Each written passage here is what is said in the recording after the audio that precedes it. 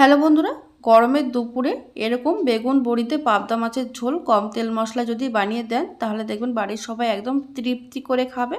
তার জন্য এখানে দেখুন আমি 6টা পাবদা মাছ নুন হলুদ আর সর্ষের তেল দিয়ে মাখিয়ে রেখেছি 5 মিনিটের জন্য। এবার মাছগুলোকে ভাজার জন্য আমি কড়াইতে দিয়ে দেব 1 টেবিল চামচ সর্ষের তেল। তেল ভালোভাবে গরম হয়ে যাওয়ার পর এর মধ্যে দিয়ে দিলাম সামান্য একটু নুন দিয়ে তেলের সঙ্গে তো খুব ভালো করে মিশিয়ে নিয়েছি। এবার দিয়ে দিচ্ছি নুন হলুদ আর সর্ষের তেল দিয়ে মেখে রাখা পাবদা মাছ।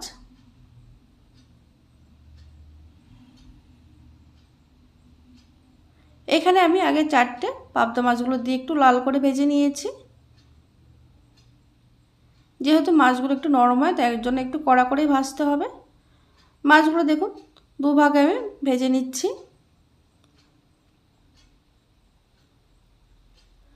মাছগুলো ভাজা হয়ে গেছে। এবার ওই তেলের মধ্যে দিয়ে দেব আমি বেশ কয়েকটা বিউলির ডালের বড়ি। বড়িগুলো কিন্তু গ্যাসের স্লোতে রেখে একটু লাল করে ভেজে নেব। দেখুন বড়িগুলো ভাজা হয়ে গেছে। এবার এগুলো আমি তেল থেকে তুলে নিচ্ছি। এবার ওই তেলের মধ্যে দিয়ে দিলাম কেটে রাখা বেগুন। এখানে একটা মিডিয়াম সাইজের বেগুন এরকম লম্বা লম্বা করে কেটে নিয়েছি। এবার বেগুনগুলো কিন্তু একটু লাল করে ভেজে নিতে হবে। এর মধ্যে আমি কিন্তু দিয়ে দিচ্ছি সামান্য একটু নুন আর দিয়ে দেবো সামান্য পরিমাণে হলুদ। এবার দেখুন বেগুনগুলো ঠিক এরকম লালচে করে ভেজে নিতে হবে। এটা কিন্তু খুব বেশি লালচে করে ভাজিনি যে ভাজতে ভাজতে পুরো গলে গেছে সেরকমভাবে ভাজার দরকার নেই। ঠিক এরকম কালার আসা পর্যন্ত ভেজে তুলে নিতে হবে। এবার বাকি রান্না করার জন্য দিয়ে দিলাম আমি আরও 1 চামচ সর্ষের তেল। তেল ভালোভাবে গরম হয়ে যাওয়ার পর এর মধ্যে দিয়ে দিলাম সামান্য পরিমাণে কালো জিরে আর দিয়ে দেবো সামান্য জিরে। এবার এর মধ্যে আমি দিয়ে দিচ্ছি কেটে রাখা আলু। এখানে একটা মিডিয়াম সাইজের আলু ঠিক এরকম লম্বা লম্বা করে কেটে নিয়েছি।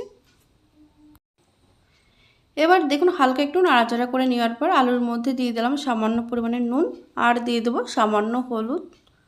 নুন আর হলুদ দিয়ে গ্যাসের স্লো টু মিডিয়ামে রেখে আলুগুলো ভাজতে ভাজতে অন্যদিকে আমি একটা মশলা রেডি করে নেব।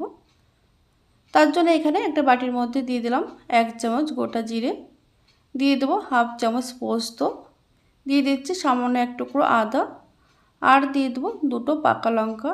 এটা আমি কিন্তু শিলে বেটে নেব একদম মিহি করে। দেখুন আলুটা ভাজা হয়ে গেছে। এবার মাঝখানে একটু জায়গা করে নিয়েছি। এবার এই বাটা মশলাটা এর মধ্যে আমি দিয়ে দিচ্ছি। বাটি ধুয়ে সামান্য একটু জলও দিয়ে দিলাম এর মধ্যে। মশলাটা আলুর সঙ্গে একটু কষিয়ে নেওয়ার পর এর মধ্যে আমি দিয়ে দেব একটা ছোট সাইজের টুকরো করে কেটে নেওয়া টমেটো।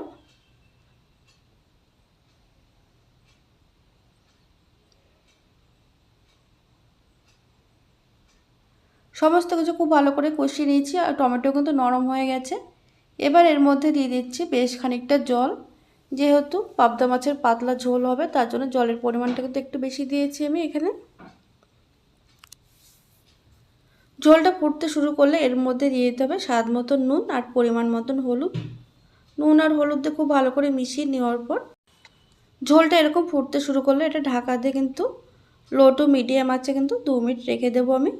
2 মিনিট পর ঢাকনাটা খুলে নিয়েছি। এবার এর মধ্যে আমি দিয়ে দিচ্ছি ভেজে রাখা বেগুন। বেগুনটা দেওয়ার পর এবার ঝোলের সঙ্গে একটু মিশিয়ে নিতে হবে।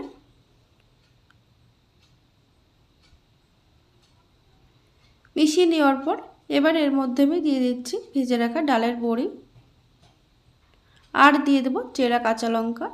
তবে ঝাল আপনারা আপনাদের স্বাদ অনুযায়ী কম বা বেশি করতে পারেন। একটু মিশিয়ে নেওয়ার পর ঢাকা দিয়ে আবারও মিডিয়াম আছে এটা আমি 1 মিনিট রান্না করে নেব।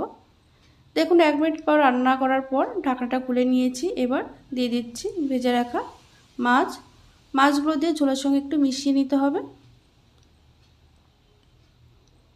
মিশিয়ে নেওয়ার পর আবারও ঢাকা দিয়ে কিন্তু লো টু মিডিয়াম আছে আবার 2 মিনিট কিন্তু আমি রান্না করে নেব।